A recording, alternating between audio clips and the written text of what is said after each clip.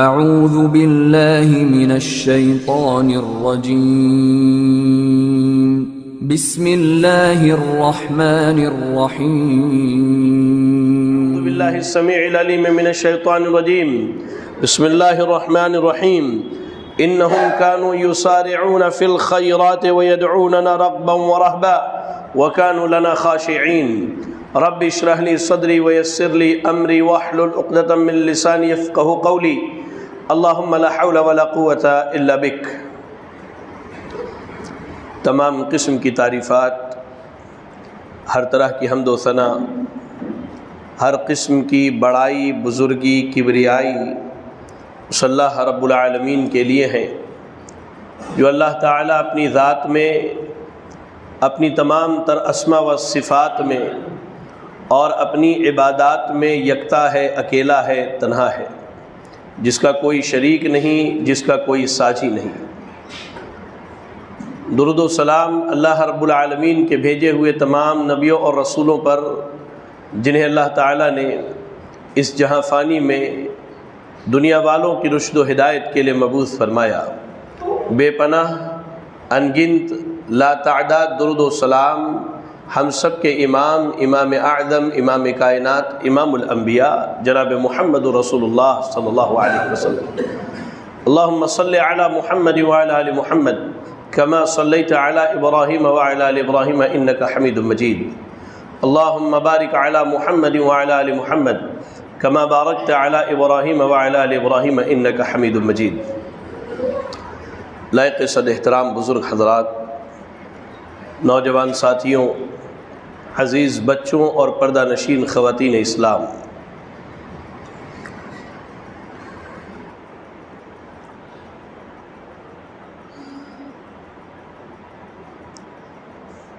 جیسے جیسے ہم اور آپ ترقی کے منازل طے کر رہے ہیں، ویسے ویسے ہم مسلمانوں کے ہاں عمل میں کمی، عمل میں کوتاہی اور عمل میں سستی کے مناظر دیکھنے میں آ رہے ہیں۔ عمومی طور پر دنیا میں بسنے والے تمام مسلمانوں کے تعداد کا جائزہ لیا جائے تو ہماری اکثریت جو ہے وہ بے عمل مسلمان ہے، اور خصوصی طور پر ہم اہل الحدیث کا اگر جائزہ لیا جائے تو ہماری اکثریت خصوصاً ہمارے نوجوان اس بات پر ٹیک لگا کر بیٹھے ہوئے ہیں کہ ہم نے لا الہ الا اللہ محمد الرسول اللہ کا اقرار کر لیا ہے، اب یہی جنت کی چابی ہے، اس کے ذریعہ ہم جنت میں داخل ہو جائیں گے، چاہے ہم عمل کریں یا نہ کریں۔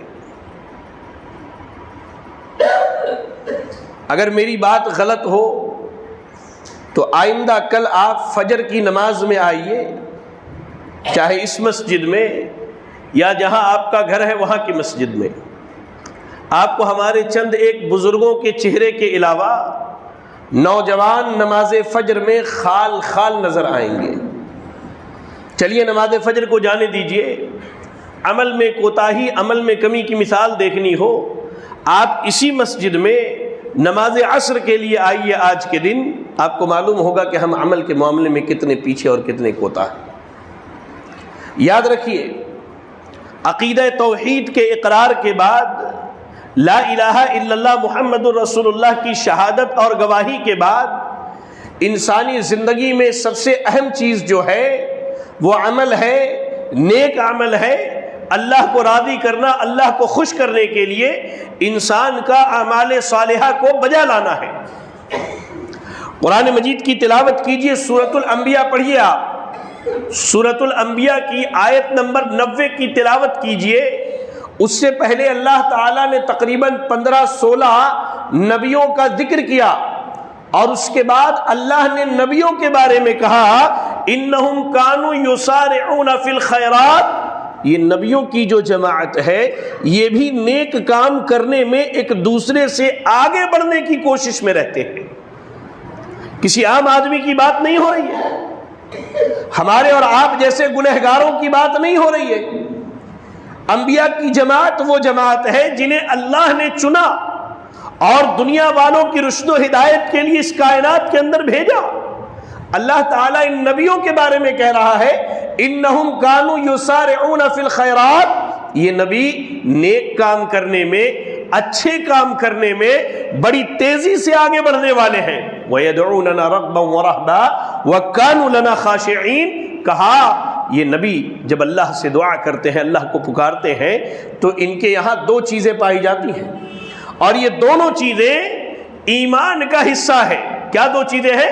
یدعوننا رغبا ورہبا، یہ اللہ سے جنت کی لالچ میں دعا کرتے ہیں اور اللہ سے جہنم کی پناہ کے تعلق سے دعا کرتے ہیں۔ جی ہاں، یہ جو اللہ کی عبادت کرتے ہیں، اس عبادت میں اللہ کا خوف بھی ہے اور اللہ سے جنت کی امید بھی ہے۔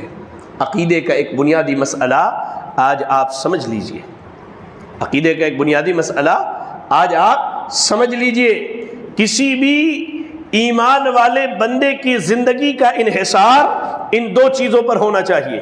یہاں جتنے بیٹھے ہیں نا، سب اپنے ایمان کا جائزہ لے لے، اگر یہ دو چیزیں آپ کے اندر ہیں تب ہی آپ کا ایمان مکمل ہے، ورنہ یا تو آپ خارجی فرقے میں چلے جائیں گے یا مرجیوں کے فرقے میں چلے جائیں گے، آپ اہل توحید باقی نہیں رہیں گے۔ کیا ہے وہ دو چیزیں؟ اللہ نے کہا یدعوننا رغبا ورہبا، انسانی زندگی میں عمل کے باب میں یہ دو چیزیں ہونی چاہیے، انسان اللہ کا خوف بھی رکھے اور انسان کے ہاں اللہ کے جنت کی لالچ بھی ہونی چاہیے۔ خوف اور امید، خوف اور امید، یہ دونوں چیزیں ہونی چاہیے۔ یہ دونوں چیزیں، مثال کے طور پہ آپ ایک پرندے کو لیجئے، آپ اسے ہوا میں اڑائیں تو وہ اڑ جائے گا، لیکن اگر اس کے ایک بازو کو کاٹ کر کے ہوا میں اڑائیں گے تو وہ نہ اڑ پائے گا، وہ نہ اڑ پائے گا۔ ایسے ایمان ہے، ایمان میں اگر صرف خوف کا پہلو غالب ہے تو آپ خارجیت کی طرف چلے جائیں گے، اور اگر ایمان میں صرف امید کا پہلو غالب ہے، اللہ کا خوف ختم ہو جائے، آپ مرجیت کی طرف چلے جائیں گے، آپ کا ایمان باقی نہیں رہے گا۔ ایمان کو باقی رکھنے کے لیے خوف اور امید دونوں چیزیں ہونی چاہیے، اور وہ کب ہوں گی؟ جب بندہ عمل کرے گا اور اس عمل کی بنیاد پر اللہ سے جنت کی لالچ بھی کرے گا اور اللہ کے عذاب کا خوف بھی کرے گا۔ تو ایمان میں یہ دو بنیادی چیزیں ہیں، خوف اور امید۔ ایمان کے بعد عمل صالح، نیک عمل سب سے زیادہ اہمیت رکھتا ہے۔ یہ جاننا ہو تو آپ قرآن پڑھیں۔ قرآن مجید کے اندر تقریباً 70 سے زائد مقامات پر جہاں اللہ نے ایمان کا ذکر کیا، وہاں اس کے ساتھ اللہ نے عمل صالح، نیک عمل کو بھی جوڑا ہے۔ پڑھیے قرآن مجید کی تلاوت کیجئے، سورۃ النحل پڑھیے، آیت نمبر 97 میں اللہ نے کہا من عمل صالحا من ذکر او انثى وهو مؤمن، کہ کوئی بھی ایمان والا مرد اور ایمان والی عورت، اللہ تعالیٰ نے اس آیت کریمہ کے اندر ایمان والے مرد اور ایمان والی عورت ان دونوں کو مخاطب کیا ہے، کہا من عمل صالحا من ذکر او انثى وهو مؤمن، کوئی بھی ایمان والا مرد اور ایمان والی عورت اگر نیک عمل کرتے ہیں فَلَنُحْيِيَنَّهُ حَيَاةً طَيِّبَةً، اللہ تعالیٰ انہیں دنیا کے اندر بہترین زندگی عطا کرے گا۔ بہترین زندگی، جس زندگی کا تصور ہمارے خیالوں میں بھی نہیں آ سکتا۔ اللہ نے کہا من عمل صالحا من ذکر او انثى وهو مؤمن فلنحيينه حیاة طیبہ، اللہ تعالیٰ اسی دنیا میں انہیں بہترین زندگی عطا کرے گا، اور کہا اس کے بعد وَلَنَجْزِيَنَّهُمْ أَجْرَهُمْ بِأَحْسَنِ مَا كَانُوا يَعْمَلُونَ، دنیا ہی میں نہیں مرنے کے بعد بھی جب انسان اللہ کے ہاں اعمال صالحہ لے کر کے، نیک اعمال کو لے کر کے پہنچے گا تو اللہ رب العالمین اسے بہترین بدلہ عطا فرمائے گا۔ اور بنیادی بات یہ ہے کہ قیامت کے دن بہترین بدلے کی صورت میں اللہ تعالیٰ جنت میں جگہ دے گا، اور انسان کے بدعمالی کی بنیاد پر اللہ تعالیٰ اٹھا کر کے گھسیٹ کے جہنم میں ڈال دے گا۔ انسانی زندگی میں عمل کی بڑی اہمیت ہے میرے بھائی، اس عمل کی جس کے تعلق سے آج ہمارے یہاں بڑی کوتاہیاں پائی جاتی ہیں، اس عمل کی کتنی اہمیت ہے۔ آئیے اس تعلق سے میں آپ کو صحیح بخاری کی ایک حدیث سناؤں. صحیح بخاری حدیث نمبر 1396 کتاب الزکات کی روایت ہے. صحابہ کہتے ہیں، خاص کر کے ابو ایوب انصاری رضی اللہ تعالیٰ عنہ جو حدیث کے راوی کہتے ہیں، ان رجلا جاء الى رسول اللہ صلی اللہ علیہ وسلم، ان رجلا اتى النبی صلی اللہ علیہ وسلم، ایک آدمی اللہ کے نبی صلی اللہ علیہ وسلم کے پاس آیا اور آ کر کے سوال پوچھتا ہے. کیا سوال پوچھتا ہے؟ کہتا ہے اخبرنی بعمل یدخلنی الجنہ، اے اللہ کے رسول صلی اللہ علیہ وسلم مجھے ایسا عمل بتلائیے جس کی بنیاد پر میں جنت میں داخل ہو جاؤں. یہاں کون ہے جو جنت جانا نہیں چاہتا؟ ہر ایک کی خواہش ہے کہ وہ جنت جائے.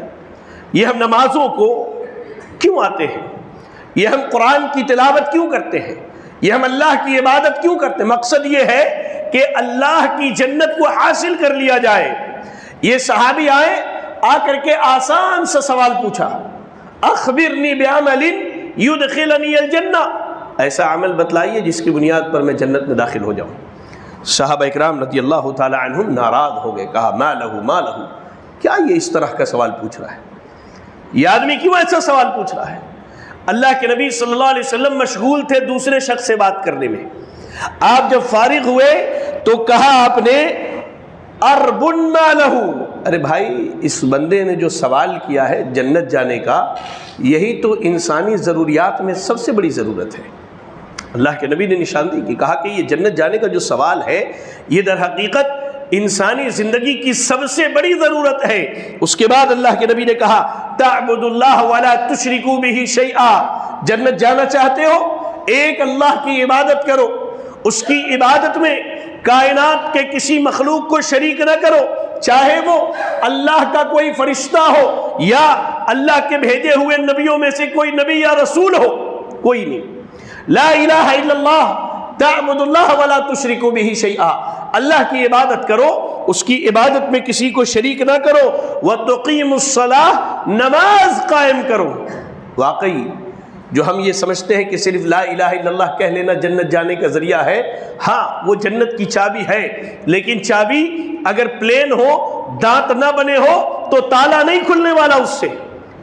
یہ عبادت، یہ اعمال، یہ اس چابی کے دانت ہیں جو جنت کے تالے کو کھولنے والے ہیں.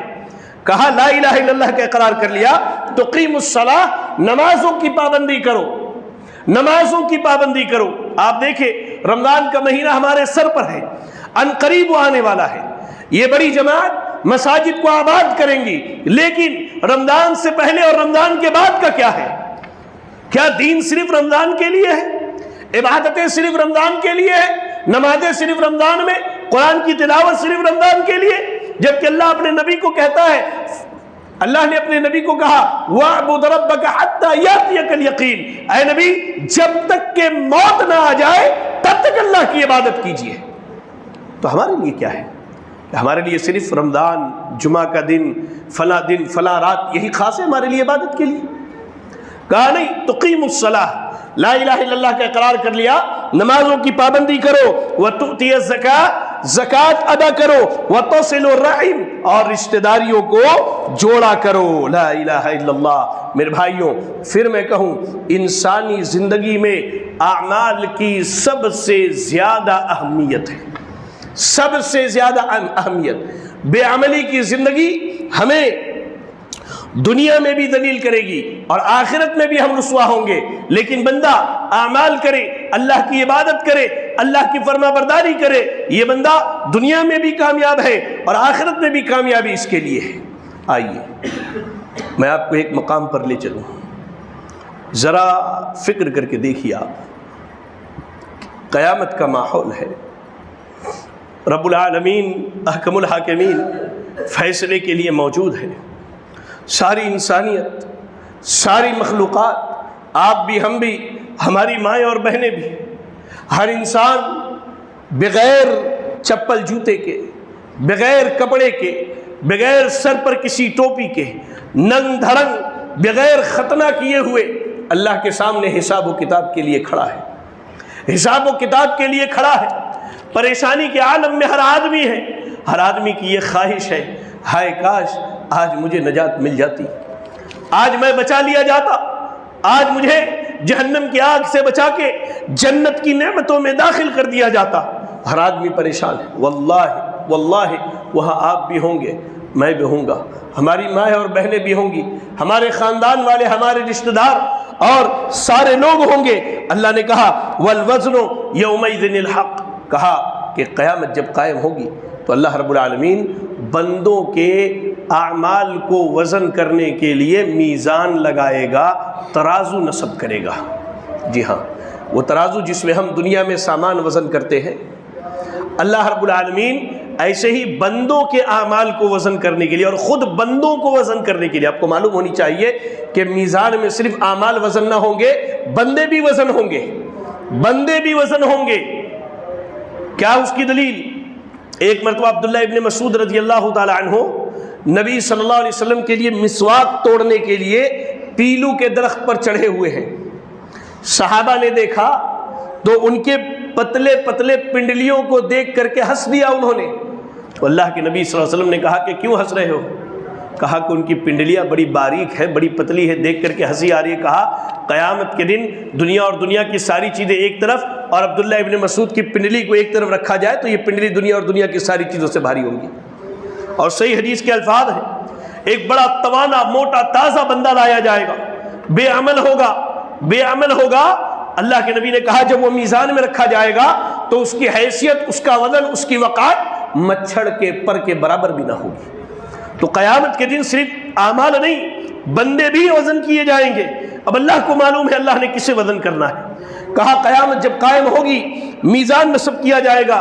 فمن ثقلت موازینہ فاولئک هم المفلحون، ہاں جن کے نامہ اعمال بھاری ہوں گے، جنہوں نے دنیا میں اللہ کو راضی کرنے کے لیے، اللہ کو خوش کرنے کے لیے، جنت کے حصول کے لیے، جنت کی طلب کے لیے، جہنم سے اپنے آپ کو بچانے کے لیے اعمال صالحہ کیے ہوں گے، نیک اعمال کیا ہوگا، اللہ کی عبادت کی ہوگی، اللہ کی بندگی کی ہوگی. فمن ثقلت موازینہ فاولئک هم المفلحون، کہا جن کے میزان میں ان کے نامہ اعمال نیکیوں کا دفتر بھاری ہوگا یہ لوگ کامیاب ہوں گے. ومن خفت موازینہ فاولئک الذین خسروا انفسهم، کہا لیکن یاد رکھنا جن کے نامہ اعمال میں نیکیاں کم ہوں گی، گناہ زیادہ ہوں گے، نیکیاں کم ہوں گی، گناہ زیادہ ہوں گے. کہا کہ یہ وہ لوگ ہوں گے جو اپنے نفس کو گھاٹے اور نقصان میں ڈال دیں گے.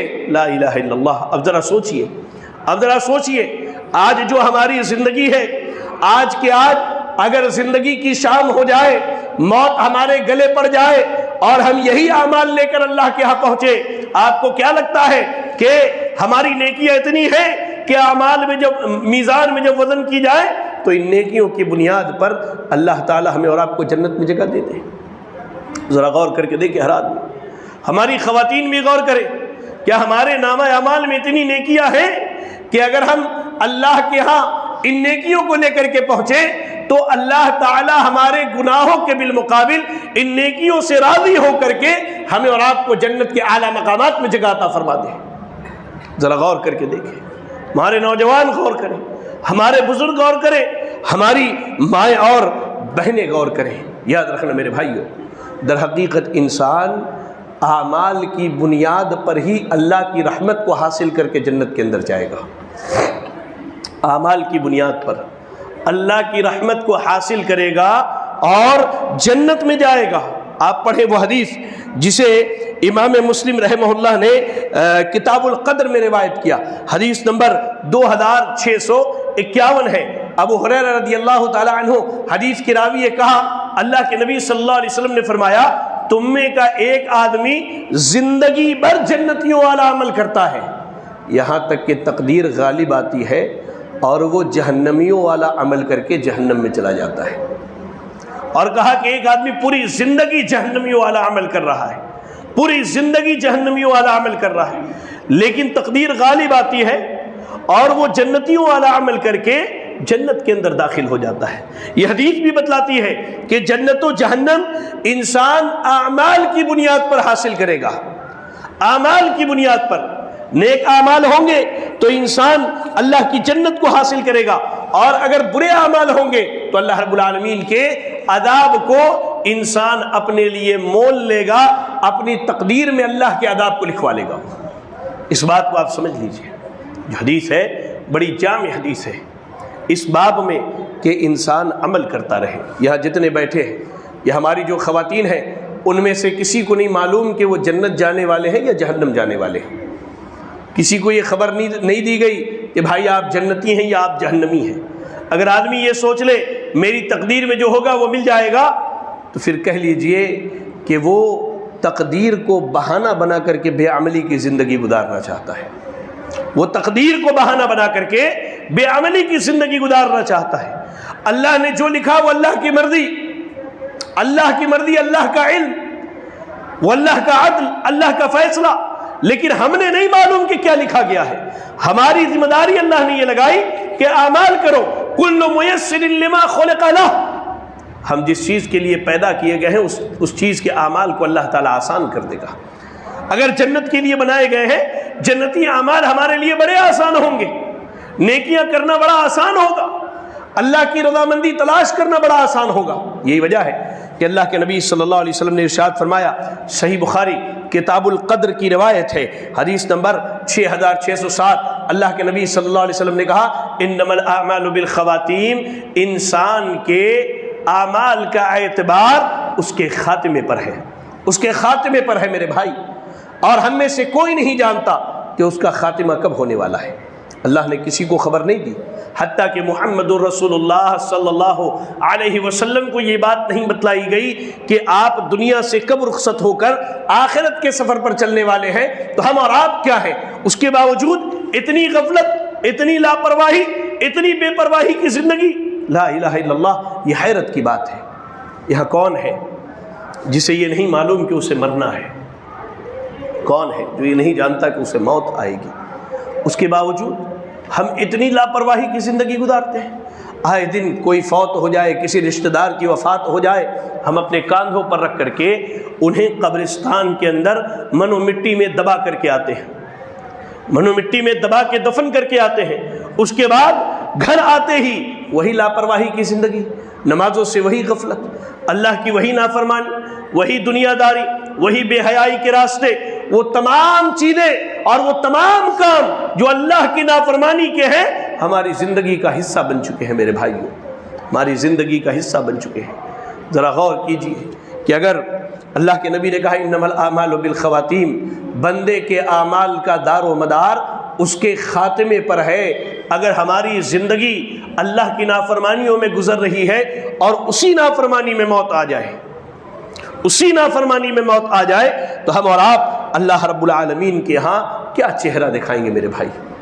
اللہ کے ہاں کون سا چہرہ لے کر کے جائیں گے؟ آئیے ایک اور اہم نقطے کی طرف آپ کو لے چلوں۔ آپ کو معلوم ہے کہ قیامت کے دن اعمال کی خرابی کی بنیاد پر وہ لوگ جنہوں نے لا الہ الا اللہ کے اقرار کے بعد شرک نہیں کیا ہے، یہ 3 طرح کے لوگ ہوں گے۔ یاد رکھیں اس بات کو میرے، جو لوگ توحید کا اقرار کرتے اور شرک نہیں کرتے، تو قیامت کے دن اللہ تعالیٰ انہیں 3 حصوں میں تقسیم کر دے گا۔ ایک حصہ وہ لوگ ہوں گے جن کے گناہوں کو اللہ تعالیٰ معاف کر دے گا اور وہ بغیر عذاب کے جنت میں داخل کر دیے جائیں گے۔ ایک حصہ وہ ہوگا جو جہنم میں ڈالا تو جائے گا لیکن اپنے گناہوں کے بقدر عذاب کا مزہ چکھے گا اور جہنم سے نکال کے جنت میں داخل کیا جائے گا۔ اور تیسرا طبقہ وہ ہوگا جنہیں جہنم میں ڈالا جائے گا لیکن اللہ کے رسول صلی اللہ علیہ وسلم کی یا اللہ کے نیک بندوں کی یا اللہ جسے سفارش کی اجازت دے گا اس کی سفارش سے ابھی عذاب پورا ہونے سے پہلے پہلے جہنم سے نکال کے جنت میں داخل کیا جائے گا۔ اب یہ بتائیے، ہم صرف یہ سمجھ لیں کہ بھائی ہم نے لا الہ الا اللہ کا اقرار کر لیا ہے، عمل میں کوتاہی کمی بیشی ہو جائے تو لا الہ الا اللہ کی بنیاد پہ جنت میں تو جائیں گے، بالکل یہ حقیقت ہے کہ لا الہ الا اللہ کی بنیاد پر جنت میں جائیں گے، لیکن یہ جو ہمارے گناہ ہیں، یہ گناہ ہے اس کی کیا گارنٹی ہے کہ اللہ تعالیٰ معاف کر دے گا؟ کیا اللہ نے ضمانت دی ہے؟ کیا اللہ نے ضمانت دی ہے کہ اللہ تعالیٰ سارے گناہوں کو معاف کر دے گا آپ کے اور ہمارے؟ اللہ نے اسی صورت میں دی ہے کہ جب بندہ لا الہ الا اللہ کے اقرار کے بعد شرک نہ کرے اور وہ نیکیاں کرنے والا ہو، اعمال صالحہ کرنے والا ہو، اللہ کو راضی کرنے کی کوشش میں لگا ہوا ہو۔ آئیے اس تعلق سے میں آپ کو چند ایک مثالیں دیتا ہوں کہ اہل توحید بھی آگ میں جلائے جائیں گے۔ بالکل صحیح حدیث کے الفاظ ہیں، جامع ترمذی کی روایت ہے، حدیث نمبر 2597، جامع ترمذی کی روایت حدیث نمبر 2597۔ کہا جابر ابن عبداللہ رضی اللہ تعالی عنہ نے کہ یعذب ناس من اہل التوحید فی النار، اہل توحید میں سے کچھ لوگوں کو جہنم کی آگ میں ڈالا جائے گا۔ واضح الفاظ ہے، واضح بالکل، اہل توحید میں سے، اہل توحید میں سے اللہ تعالیٰ کچھ لوگوں کو جہنم کی آگ میں ڈالے گا، حتی یکون فیہا حمما، یہاں تک کہ آگ میں جل کے بالکل کوئلے کی طرح ہو جائیں گے۔ جی ہاں، یہ اہل توحید کی بات ہو رہی ہے، ہماری اور آپ کی بات ہو رہی ہے۔ ہم نے جو یہ سمجھ لیا ہے کہ ہم صرف شرک نہ کریں اور سنت پر قائم رہیں، بقیہ چیزوں کو چھوڑ دیں، اعمال کو چھوڑ دیں، اخلاق کو چھوڑ دیں، عبادات کو چھوڑ دیں، جنت ہماری اور آپ کی جاگیر بن جاتی ہے، تو نہ، ایسا نہیں ہے۔ اللہ کے نبی صلی اللہ علیہ وسلم کہتے ہیں کہ اہل توحید میں سے کچھ لوگوں کو ان کے گناہوں کی وجہ سے اللہ تعالیٰ جہنم کی آگ میں ڈالے گا، یہاں تک کہ وہ جل کے کوئلے کی طرح ہو جائیں گے۔ پھر انہیں سفارش پہنچے گی، ان کے حق میں سفارش کی جائے گی، وہ جہنم سے نکال کے جنت کے دروازوں پر پھینک دیے جائیں گے۔ اہل جنت ان کے اوپر پانی کا چھڑکاؤ کریں گے تو بالکل یہ ویسے ہی تر و تازہ ہو جائیں گے جیسے کیچڑ میں کنول کھلتا ہے۔ اپنی زبان میں کہتے ہیں کیچڑ میں کنول، تو جیسے کیچڑ میں کنول کھل کے خوبصورت شکل و صورت اختیار کر لیتا ہے، ویسے ہی یہ اہل توحید جو آگ میں جلائے جائیں گے، نکالے جانے کے بعد جو ہے کہہ لیجئے کہ ویسے ہی بالکل کیا ہے، کھل جائیں گے، بالکل کھل جائیں گے۔ پھر ان کو اجازت دی جائے گی تو یہ جہنم کے سے نکالے جانے کے بعد جنت میں داخل کر دیے جائیں گے۔ یہ حدیث بتلاتی ہے کہ ہمارے اور آپ جیسے لوگ جو یہ سمجھتے ہیں کہ صرف لا الہ الا اللہ محمد رسول اللہ کا اقرار کافی ہے اور اعمال کے باب میں پیچھے رہ جاتے ہیں، ایسے لوگوں کو اللہ تعالیٰ ان کے گناہوں کی وجہ سے جہنم کی آگ میں ڈالے گا اور جل کر کے وہاں کوئلہ ہو جائیں گے۔ ایسے ہی صحیح مسلم کی حدیث ہے، صحیح مسلم کتاب الجنت و صفت نعیمها و اہلہا میں امام مسلم رحمہ اللہ نے اس روایت کو نقل کیا، حدیث نمبر 2845 کہا سمرہ ابن جندب رضی اللہ تعالی عنہ نے ان منہم من تأخذہ النار الى کعبیہ ومنہم من تأخذہ الى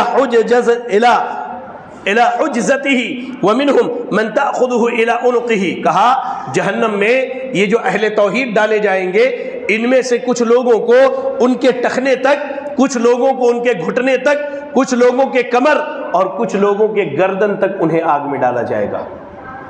آپ کو معلوم ہے سننا بڑا آسان ہے کہ آگ میں ڈالا جائے گا، اس آگ کی کیفیت کے بارے میں کبھی سوچا ہے؟ دنیا کے آگ سے اگر ہاتھ جل جائے تو ہم بڑے بڑے ڈاکٹرز کے پاس دوڑتے ہیں، کتنے لوگ جل جانے کے بعد بچ جائیں تو اس جلنے کی تکلیف سے ان کی جان چلی جاتی ہے، اس تکلیف سے ان کی جان چلی جاتی ہے۔ جہنم کے آگ کا ایک حصہ ہے یہ دنیا کی آگ، اور 99 حصے اور جوڑ لیجئے وہ آگ کتنی بھیانک ہوگی۔ صحیح حدیث کے الفاظ ہیں، دو بندوں کو لایا جائے گا، سنیں میرے نوجوان خاص طور سے سنیں، دو بندوں کو لایا جائے گا۔ ایک بندہ وہ جس نے زندگی میں کبھی کوئی تکلیف دیکھی نہیں، بڑی لگزریس لائف گزارتا تھا، 7 اسٹار کے اوپر چلے جائیے ویسی زندگی تھی اس کی۔ اور ایک بندہ وہ جو ایسی زندگی گزارتا تھا جس کا ہر لمحہ تکالیف میں گزرا ہو، دونوں کو اللہ کے حکم سے لایا جائے گا۔ یہ بندہ جو 7 اسٹار کی زندگی گزارتا تھا، اسے اٹھا کے جہنم کی ایک ڈبکی لگا کے نکال لیا جائے گا۔ اللہ تعالیٰ پوچھے گا تیرا کیا حال ہے؟ ذرا سنو میرے نوجوانوں، آج یہ دنیا کی رنگینی، دنیا کی چکا چوندی میں جو ہم اندھے بنے پڑے ہیں، ذرا سنو، کہا کہ ایسے ڈبا کے نکال لیا جائے گا۔ اللہ تعالیٰ پوچھے گا میرے بندے تیری حالت کیا ہے؟ کہے گا اللہ ایسا محسوس ہوتا ہے کہ دنیا میں کبھی کوئی آرام اور تکلیف میں نے دیکھی نہیں ہے، جبکہ پوری زندگی اس نے 7 اسٹار کے اوپر کی زندگی گزاری ہے، لیکن جہنم کے ایک لمحے کے عذاب نے اس کے 60-70 سال کی سارے آرام کو بھلا دیا۔ اور دوسرا جس نے بڑی تکلیف میں زندگی گزاری، اسے اٹھا کر کے جنت میں ایک ڈبکی لگا کے نکال لی جائے گی، پوچھا جائے گا کیا حال ہے؟ کہے گا ایک لمحے کے بعد اللہ ایسا لگتا ہے دنیا میں کوئی تکلیف دیکھی ہی نہیں ہم نے۔ اب ذرا سوچئے وہ آگ اور وہ عذاب جو 70 سال کے آرام کو ایک لمحے میں بھلا دے، اس کی حالت اور اس کی کیفیت کیا ہوگی؟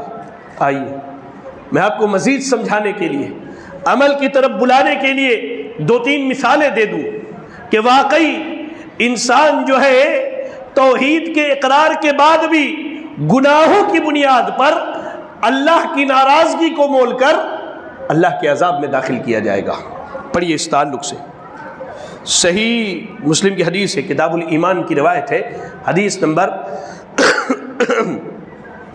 106 پڑھیے۔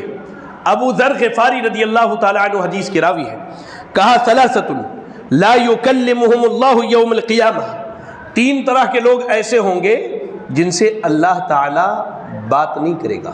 آپ کو معلوم ہے قیامت کے دن اللہ رب العالمین ہر بندے سے اور اپنی ہر بندی سے اللہ تعالی بات کرے گا بغیر کسی ترجمان، بغیر کسی ٹرانسلیٹر کے، سیدھے اللہ اپنے بندے اور بندیوں سے بات کرے گا۔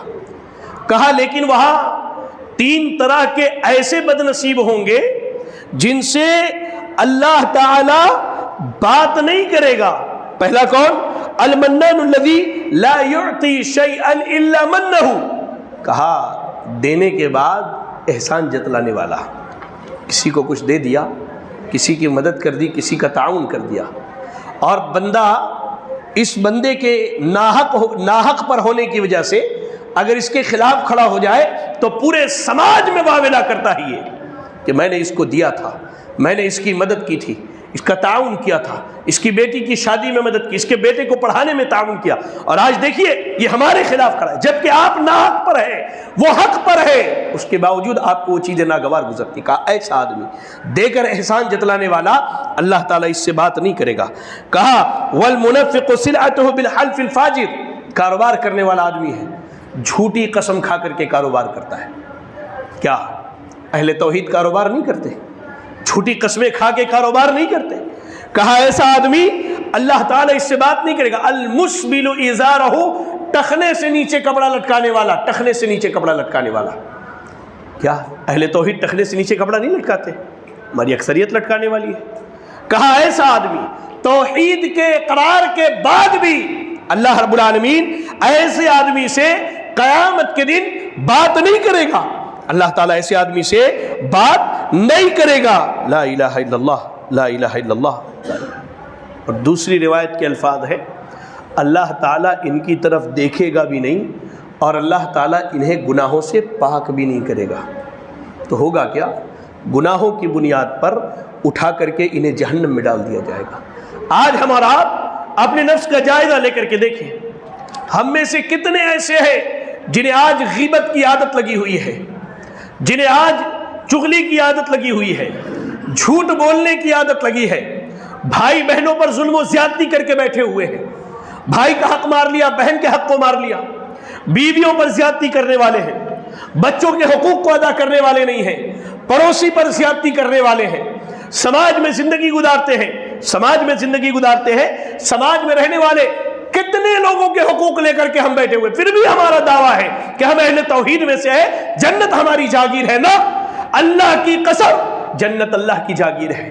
جنت اللہ کی جاگیر ہے، اللہ جسے چاہے اپنے عدل کی بنیاد پر جنت میں جگہ دے، اللہ کو کوئی روک نہیں سکتا، اور اللہ جسے چاہے عدل کی بنیاد پر جنت سے روک کر جہنم کے آگ میں ڈال دے، اللہ کو کوئی منع نہیں کر سکتا۔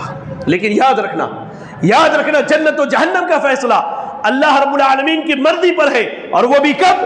اللہ تعالیٰ بندے کے اعمال کے مطابق اس کا فیصلہ کرنے والا ہے، اس کا فیصلہ ہم عبادات میں پیچھے ہیں، ہم اخلاق میں پیچھے ہیں،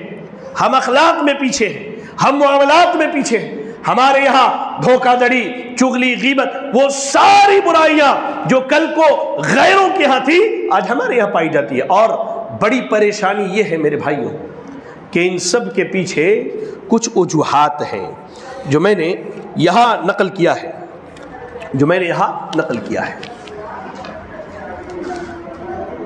میرے لکھنے کی ایک بڑی وجہ ہے۔ جمعہ کا خطبہ جو ہے یہ دنیا کا سب سے اہم وقت ہوتا ہے خطیب کے لیے، تو میں کبھی بھی نہیں چاہتا کہ جس موضوع پر مجھے بولنا ہے اس سے میں ہٹ کر کے 1 منٹ دوسری بات کروں، یہی وجہ ہے کہ میں لکھ کر کے لاتا ہوں خطبوں کو مکمل۔ بہرحال انسانی زندگی یا ہمارے نوجوان خصوصاً اور عمومی طور پر سارے لوگ، حتیٰ کہ ہماری بہنیں بھی، جو آج عمل سے دور ہیں، اس کی 2 بنیادی وجوہات ہیں۔ ان میں سب سے پہلی وجہ کہ ہم نے گناہوں کو بالکل ہلکا اور حقیر سمجھ لیا ہے، حتیٰ کہ ہمارا عالم تو یہ ہے کہ ہم گناہ کو گناہ نہیں سمجھتے، گناہ ہی نہیں سمجھتے۔ ہم کیا سمجھتے ہیں کہ آج سماج میں جو ٹرینڈ چل رہا ہے اسی کے مطابق زندگی گزارنا اصل زندگی ہے۔ یہی وجہ ہے کہ نوجوانوں میں اکثریت جو ہے شراب اور نشے کی عادی ہو چکی ہے، زنا کے راستے بالکل آسان ہو چکے ہیں، بالکل آسان جسے کہہ لیجیے آپ۔ سود خوری سے شاید ہی کوئی بچا ہو، حتیٰ کہ میں یہ تک کہتا ہوں کہ شاید کوئی مسلمان ایسا ہوگا الا ماشاءاللہ جسے اللہ بچا کے رکھے، جس کے دامن پر سود کے چھینٹے نہ آتے ہو۔ یہ گناہ ہے۔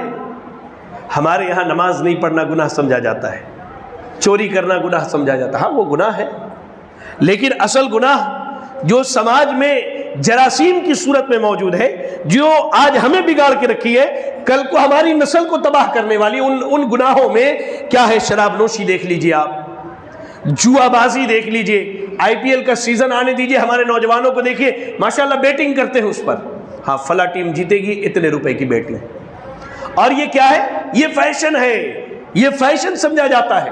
شراب نوشی عام ہے۔ اس کی ایک مثال، بعض بھائیوں کو ہم نے دیکھا گٹکا کھاتے ہوئے، گل کھاتے ہوئے، سگریٹ پیتے، ہم نے جب کہا کہ بھائی یہ حرام ہے، کہا نہیں، ہم نے فلاں عالم صاحب کو دیکھا وہ بھی زردے والا پان کھاتے۔ اللہ کے بندے، وہ عالم ہے، تمہارا نبی نہیں ہے، تمہارا نبی نہیں ہے، تمہارے نبی نے اللہ کے حکم سے ان چیزوں کو حرام قرار دیا ہے۔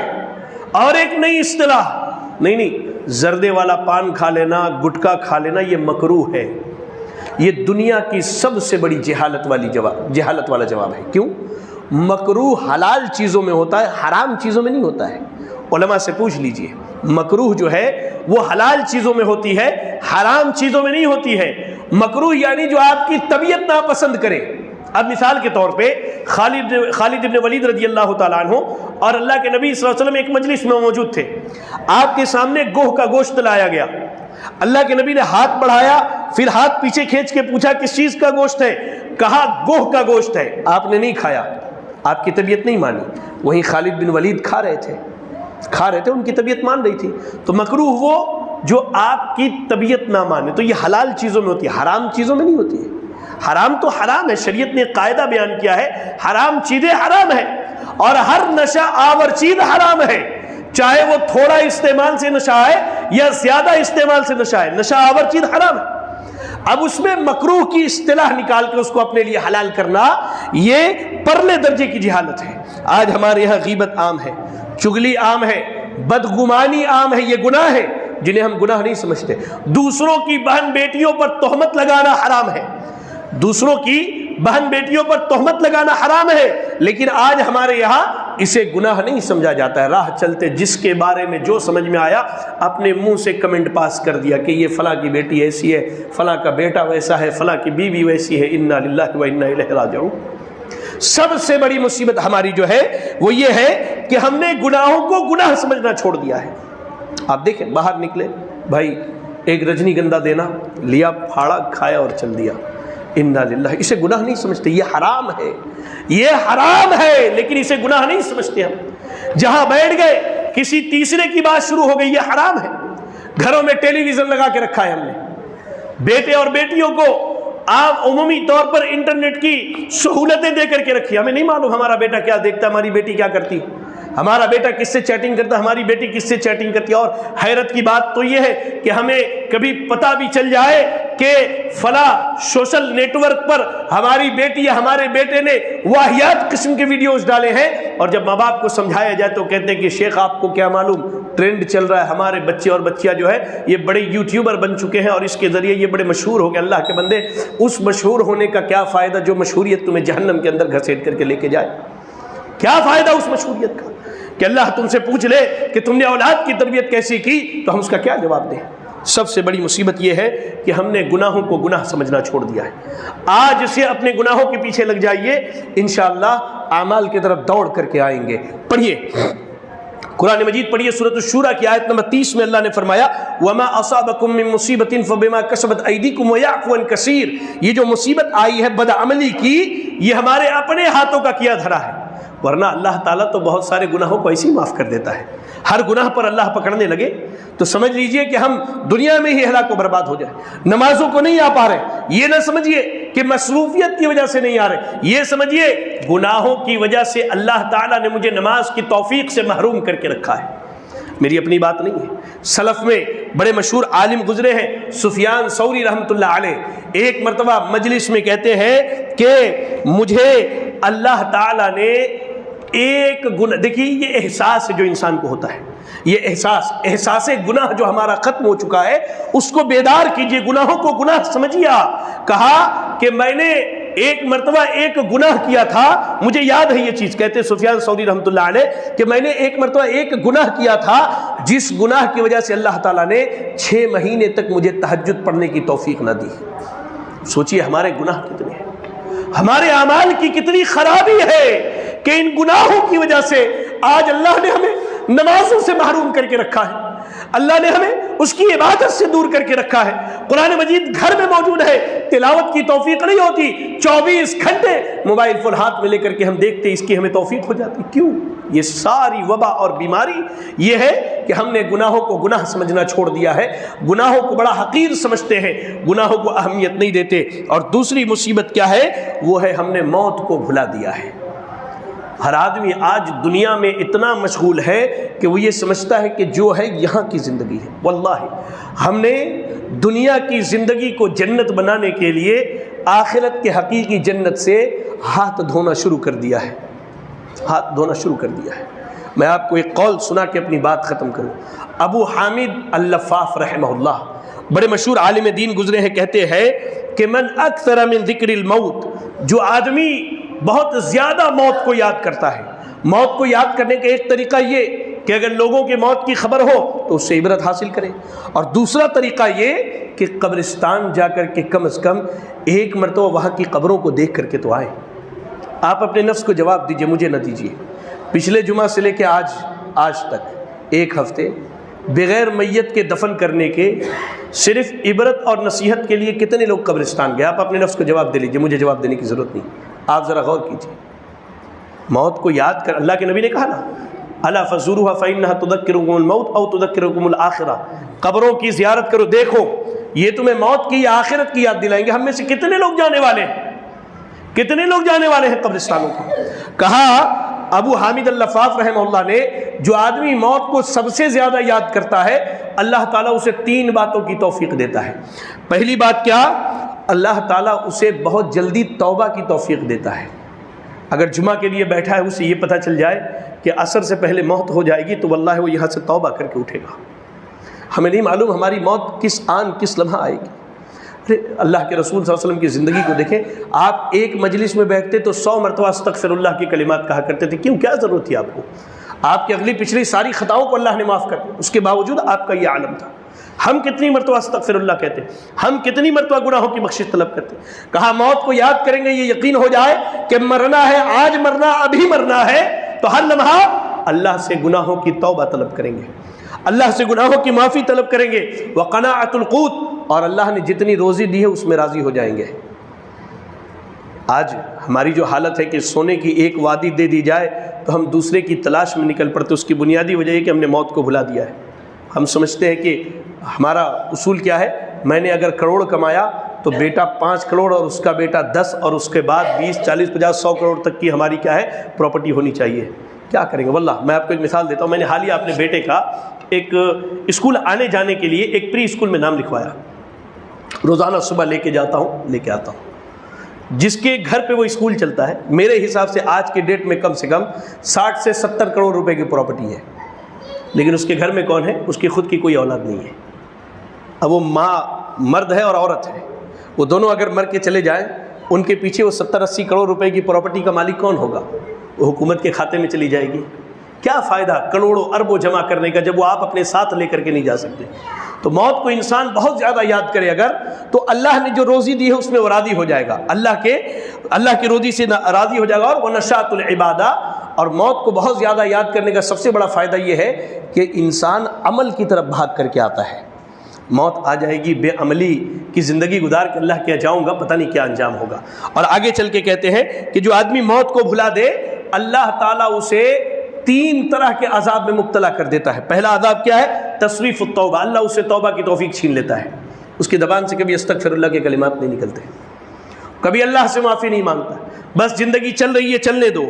کہا ترک الرضا بالکفاف، اللہ نے جتنی روزی دی ہے اس سے راضی نہیں ہوتا ہے. ایک سونے کی وادی مل گئی، ایک اور دوسری مل گئی، ایک اور کی تلاش میں نکل پڑتا ہے. اور کہا والتکاسل عن العبادہ، موت کو بھول جانے والا آدمی عبادت کے معاملے میں بڑا سست ہو جاتا ہے. وہ سمجھتا ہے کبھی جب موت آنی ہوگی تو آئے گی. اس لیے میرے بھائیو، بدعملی کی زندگی نہ گزارے، اپنے نفس کی اصلاح کیجیے، اعمال کی طرف بھاگیے. خصوصاً میں نوجوانوں کو کہوں گا، اعمال کی طرف بھاگو میرے بھائیوں. یہ فتنوں کا دور ہے، اور فتنوں کے دور میں اللہ کے نبی نے اعمال کی طرف بھاگنے کی نصیحت کی ہے. اعمال کر لو، اللہ کو راضی کر لو، اللہ کو خوش کر لو. یہی ایک ذریعہ ہے اللہ کی رضامندی کو حاصل کرنے کا. اللہ سے دعا ہے کہ اللہ رب العالمین ہمیں اور آپ کو نیک اعمال کرنے کی توفیق عطا فرمائے. الہ العالمین ہمیں اعمال صالحہ بجا لانے کی توفیق عطا فرما دے. الہ العالمین ہم میں جو پریشان حال ہے اللہ تو ان کی پریشانیوں کو دور فرما دے. اللہ ہم میں جو بیمار ہے انہیں شفاء کامل عاجل عطا فرما دے. اللہ ہم میں جو مقروض ہے انہیں قرض کی ادائیگی کی توفیق عطا فرما دے. الہ العالمین ہمارے جو نوجوان اپنے رزق کے معاملات میں پریشان حال ہے، اللہ تو ان کے رزق کے معاملات کو آسان بنا دے. الہ العالمین ہماری جو بہنیں اپنے گھروں میں اپنے رشتوں کے لیے بیٹھی ہیں، اللہ تو ان کے لیے بہترین دیندار رشتوں کا انتخاب فرما دے. اللہ تو ہمارے بزرگوں کی اصلاح فرما دے. اللہ تو ہمارے نوجوانوں کی اصلاح فرما دے. اللہ تو ہمارے بچوں کی اصلاح فرما دے. اللہ تو ہماری ماں اور بہنوں کی اصلاح فرما دے. الہ العالمین تو جب تک دنیا میں زندہ رکھ، دین اسلام پر زندہ رکھ، اور ہمارا خاتمہ ہو تو ایمان و اسلام کی حالت میں ہو. آمین. وآخر دعوانا ان الحمد للہ رب العالمین.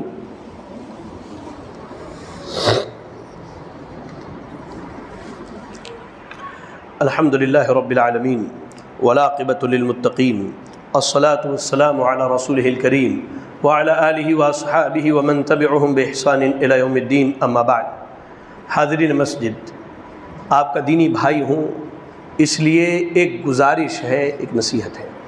جمعہ کا دن جو ہے یہ بڑی اہمیت کا دن ہے.